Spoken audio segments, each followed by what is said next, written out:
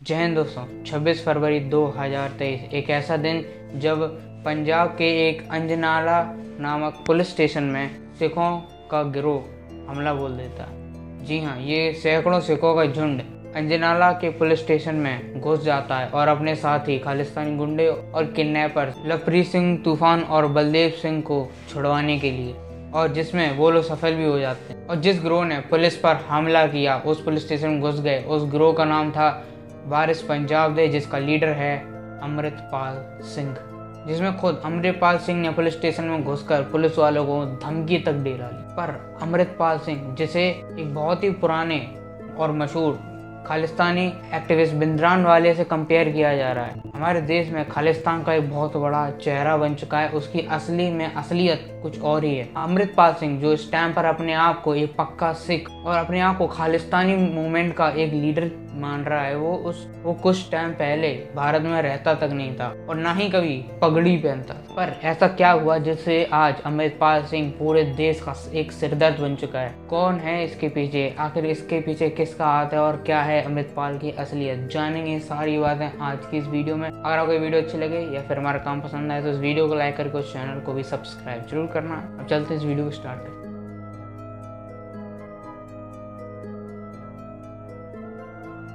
तो शुरुआत से बात करें तो अमृतपाल सिंह का जन्म 17 जनवरी 1993 को अमृतसर पंजाब में हुआ था, जिसके बाद वहीं पर उसने अपनी पढ़ाई की और हाई स्कूल तक पढ़ने के बाद उसने स्कूल और पढ़ाई से ड्रॉप आउट ले लिया। जिसके बाद पढ़ाई से रिश्ता नाता ख़त्म करने के बाद 2012 में वो दुबई चला गया अपने फैमिली बिजनेस को संभालने के लिए। अब वहाँ सब कुछ ठीक चल रहा था। अमृतपाल सिंह अपने आप को शुरुआत से ही कभी इंडियन नहीं मानते थे और ना ही कभी इंडिया से कोई रिलेशन रखना चाह रहे थे। वहाँ पर उनका बिजनेस जो कि ट्रांसपोर्ट बिजनेस था बहुत अच्छा चल रहा था, पर उसी टाइम पर आ जाता है कोविड-19, जिसकी वजह से उनका ट्रक चलाने का बिजनेस ठप हो जाता है। जिसके बाद उनके मन का एक देश विरोधी जागने लगा और उनके मन में खालिस्तान के लिए और सिखों के लिए प्यार उमड़ने लगा, जिसको कई बार उन्होंने ट्वीट करके भी लोगों को बताया है। जहाँ एक बंदा जो कि फुल्ली फैंसी लाइफ जी रहा था, जिसे इंडिया से और इंडिया के कल्चर से कोई मतलब नहीं था, वो सिखों के लिए ट्वीट्स कर रहा था। जैसा कि उन्होंने कहा कि 1947 में सिर्फ हिंदुओं को आज़ादी मिली थी, पर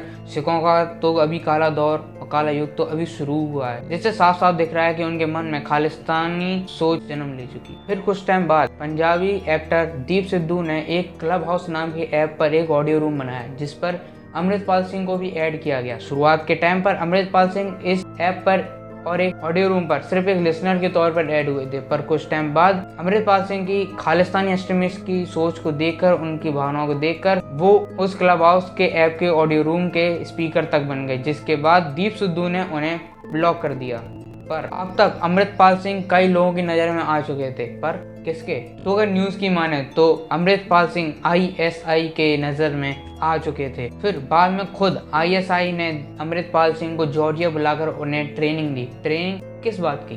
तो असल में ये ट्रेनिंग थी भारत में रहकर ही भारत के खिलाफ दंगे करने की, जिसकी वजह से पूरे देश में अशांति फैल सके। और इतना ही नहीं, ISI के साथ रहकर ये यंगस्टर्स में ड्रग्स फैलाने का काम भी करता था, पर अपनी इमेज ऐसे बना रखी थी जैसे ये यंगस्टर्स को ड्रग्स से दूर रहने की सलाह देता हो और उन्हें हेल्प करता हो। और सिर्फ इतना ही नहीं, अमृतपाल को ये सारी एक्टिविटी करने के लिए ISI की तरफ से फंडिंग तक मिली थी। अब अगर भी कुछ कमी है तो ये सुनो, अमृतपाल सिंह लोगों को ड्रग्स देकर भारत के खिलाफ दंगे और विद्रोह करने के लिए भड़काता तक था। और इतना ही नहीं, जिस रिहैब में रहकर वो लोगों को ड्रग्स से बचाने का ढोंग और प्रचार कर रहा था, उस ही रिहैब में हथियार, गन और यहाँ तक कि ह्यूमन बॉम्ब्स तक मिले हैं। अब इतना ही नहीं, अमृतपाल सिंह को एक, जैसा कि मैंने बताया, खालिस्तानी एक्टिविस्ट भिंद्रानवाले से भी कंपेयर किया जाता है, क्योंकि उसकी हाइट, चलने का स्टाइल, रहने का स्टाइल और हाथ में तीर पकड़ने का स्टाइल बिल्कुल भिंद्रानवाले की ही याद दिलाता है। और इतना ही नहीं, हाल ही में जो कि 26 फरवरी को पुलिस स्टेशन में हुआ, ऐसा सेम इंसिडेंट भिंद्रानवाले के साथ भी हुआ था, जब एक मर्डर केस में उनके दोस्तों को पकड़ा गया था और वो खुद पकड़े गए थे। और जब वो वहाँ पे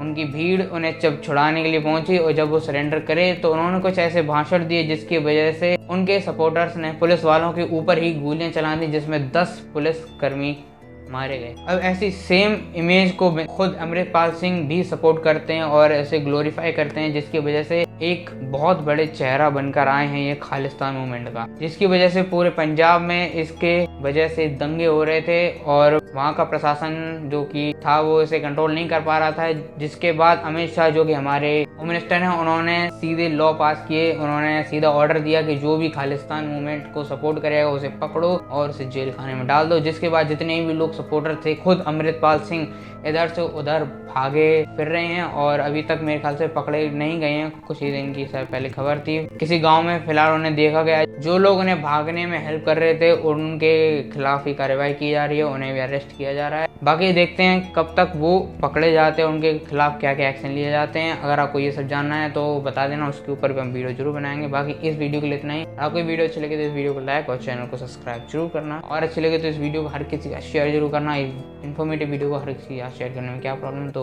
जो करना। बाकी मिलते हैं ऐसे एक और इन्फॉर्मेटिव वीडियो में, तब तक नीचे।